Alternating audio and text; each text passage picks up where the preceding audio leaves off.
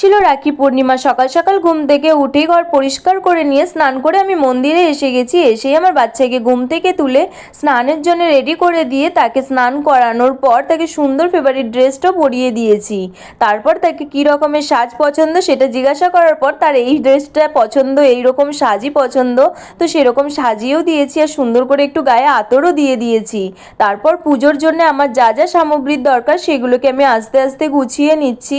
আর তার মধ্যে বাবা নিয়ে চলে এসছে রাখি, আর লাকিলি একটা ড্রেসের সেম কালার চলে এসেছিল রাখি, তো সেটাই আমি মাধবকে পরিয়ে দিয়েছি। আর যেহেতু আমার ভাইদের আমি এবছর রাখি পরাতে পারলাম না, সেই কারণে আমি আমার মাধবের কাছে রাখিগুলো দিয়ে রেখেছি। যখন ভাইরা আসবে তখন আমি ভাইদেরকে পরিয়ে দেব।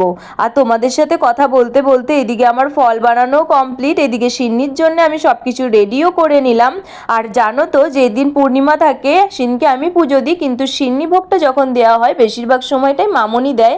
কিন্তু এবারে আমার ডিউটিটা যেহেতু একটু বেলার দিকে ছিল, আমি পুজোটা দিয়ে যাচ্ছি, যেহেতু মামনিকে সংসারের অন্যান্য সব কাজ করতে হবে। তারপর আমি পাঁচালি পড়তে স্টার্ট করলাম। আমার বাচ্চার জন্য আমার পাঁচালি পড়তেও একটু প্রবলেম হয়ে যায় মাঝে মধ্যে।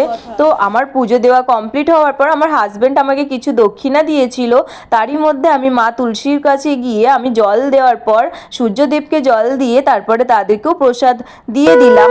তারপরে সেখানে পুজো দেওয়া কমপ্লিট করে আমি বলে গেছিলাম আমি মিনিট 15-20 পর আসবো, এসে তোমার প্রসাদ তুলবো। তো সেই রকমভাবেই আমি সময়বশতে এসে আমি প্রসাদটা তুলে নিয়ে প্রসাদ রেডি করে নিয়ে সকলের জন্যে প্রসাদ আমি বেড়েও নিচ্ছি। তো এইভাবেই আজকের দিনটা কাটে। টাটা এভরিওয়ান, দেখা হচ্ছে কাল।